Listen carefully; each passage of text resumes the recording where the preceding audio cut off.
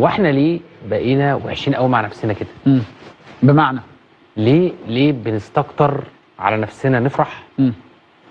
ليه بنستكتر على نفسنا نقول ان في حاجه كويسه حصلت؟ ليه بنستكتر على نفسنا ان لما حد يعمل حاجه كويسه؟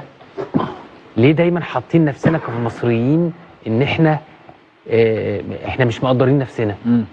ليه كم يعني انا بحاول انقي الفاظ بس ما يبقاش فيها يعني ليه كم التقزيم والتحقير من كل ما هو مصري انه ممكن يعمل حاجه كويسه؟ ليه حسام حسن رغم ان انا بقول لك انا قلتها لك قبل كده يا ابراهيم هنا يعني انا كاهلاوي اصلا عديت مع كابتن حسام بمطبات كتير أيوه. مع علاقه كده حب ثم زعل ثم حب ثم زعل، فانا مش بكلمك مثلا عن حد انا عمري ما اختلفت معاه، ولكن اللي حسام حسن بيعمله مع منتخب مصر ده يعني في ناس انا اسف ان انا عايز اقول لهم كده يا جماعه دي مش مهنيه. دي مش مهنيه. الراجل ده اول ما مسك كل الكلام اللي اتقال عليه يا ابراهيم اصله لا يقتنع بدور تحليل الاداء. اصل كابتن حسام ده معهوش البرو لايسنس. اصل كابتن حسام ده راجل بتاع حماس فارس قال خبط على صدره. اصل كابتن حسام ده شغال اللعبه كلها يلا رجاله ونشد حيلنا. فرنسا كسبت السنغال 3-1 دلوقتي كمل. فالنهارده مع الوقت تلاقي ان كابتن حسام بيعظم دور تحليل الاداء.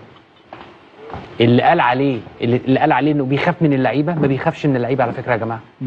النهارده انا معايا تريزيجيه وزيزو على الدكه، معاه رامي ربيعه المدافع الاساسي بتاعي طول التصفيات على الدكه، وبلعب بحمدي فتحي اللي هو ديفندر مساك.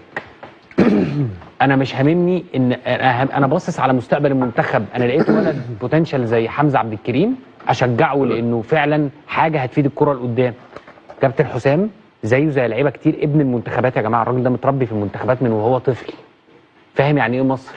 فاهم يعني ايه ان انا منتخب اكتر منتخب في افريقيا واخد كاس الامم يا ابراهيم؟ ليه احنا مقللين من نفسنا قوي كده؟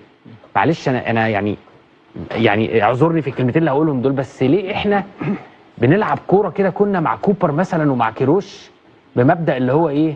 هو ده اخرك وهو ده تمامك، هو ده مستواك. ماشي احنا عارفين ان احنا مش احسن ناس وعندنا مشاكل كتير في المنظومه، بس هو كابتن حسام وراك اهو ان انا قادر يبقى ليا شكل لما امسك الكوره واروح. ادي اهو اعاده توظيف محمد صلاح في مركز بلاي ميكر، دي عمرنا ما كنا نفكر فيها اصلا.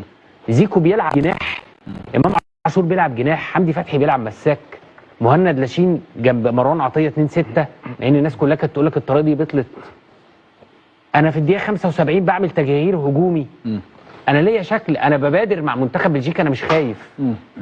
كابتن حسام قبل كاس الامم الافريقيه انا بقول لك اهو وقلتها هنا معاك يا ابراهيم ان هو كان خايف على وظيفته وما كانش في امان. كاس الامم الافريقيه كانت نقله لكابتن حسام حسن ليه على مستوى الثقه. من بعد كاس الامم الافريقيه الراجل تحسه ارتاح، هو بيتطور قوي يا شريف. اتطور. النهارده انا كنت بلعب 3 ورا، لا انا هلعب 4 فلات، انا مش خايف. بدا يعني اختيار زيكو ده يا جماعه، مين فكر في مصر ان زيكو ده ممكن يبقى اساسي وهو عنده 29 سنه ومعاه ماتش دولي واحد بس كان قدام روسيا، يلعب قدام البرازيل يجيب جون ويلعب قدام بلجيكا؟ انت شايف زيكو ده تحس انه لاعب خايف خالص؟ ده مدرب هو اللي عامل كل ده. ليه بنستخسر على حد مصري؟ النهارده السنه دي اهو كابتن معتمد جمال جايب دوري للزمالك، هو ده مش مدرب مصري؟ ما يستحقش ان الناس تسقف له؟ كابتن حسام حسن قبله كابتن ايمن الرمادي، كابتن طارق مصطفى، عماد النحاس، كابتن عماد النحاس، كابتن حسام البدري. في سنه و10 ايام عماد النحاس جايب بطوله الدوري والرابطه مع النصر. كابتن حسام البدري في كل دوله راحها عمل حاجه. ليه يا جماعه؟ كابتن مؤمن سليمان في العراق. مدربين مصر احنا تطورنا يا جماعه، احنا اخر 3-4 سنين طلع لنا كميه مدربين مصريين، وطلع لك محمد شوقي ورضا شحاته وعلي ماهر. ما نشتغل يا جماعه على الناس دي، والاتحاد بقى ياخد بايديهم نكبرهم بدل ما احنا قاعدين. اخر حاجه عايز اقولها في الحته دي عشان دي ضحكتني قوي امبارح. طبعا الناس اللي مش بيحبوا كابتن حسام مش قادرين يتقبلوا امبارح الاداء العظيم اللي اتعمل ده. الواحد كان فخور، فطلع لك بفكر جديد كده، قال لك ده اللي كان بيلعب امبارح محلل الاداء. انا امبارح افتكرت بجد فيلم من كلاسيكيات الكره المصريه، من السينما المصريه، فيلم الراقصه والطبال بتاع احمد زكي. لما احمد زكي كان طبال شاطر قوي واقتنع في وقت من الاوقات ان الطبله بترقص لوحدها. محلل الاداء يا جماعه كابتن محمود سليم ده محلل اداء هايل مع المنتخب ده ممتاز، بس محلل الاداء ابراهيم مش هو اللي بيكاتشن، مش مش هو اللي بيعمل كل حاجه. مفهومه. ندي للراجل حقه وننتقده يا جماعه، ننتقده لما يبقى وحش، بس فعلا الواحد كان فرحان امبارح. صحيح. ده بس بيرد على الجزئيه لو تفتكر اللي احنا كنا بنتكلم فيها، ويرد على الجزئيه اللي احنا كنا طول العمر بقول لكم في فرق بين النقد المبني على تغير الاداء، صح، ولو انا مغرض هعمل ايه؟ انت وحش كده كده وحش بالظبط، انت وحش انا هنتقدك واقول لك راس انت وحش فانا بقيت حلو، لا انت وحش. طب انا بجيب اجوان، لا ده جت حظ. طب انا بكسب بطولات، لا مش انت ده هم. صحيح. طب انا بعمل ما اعرفش ايه، لا يا عم ده مش انت، ده مش ده الجمهور.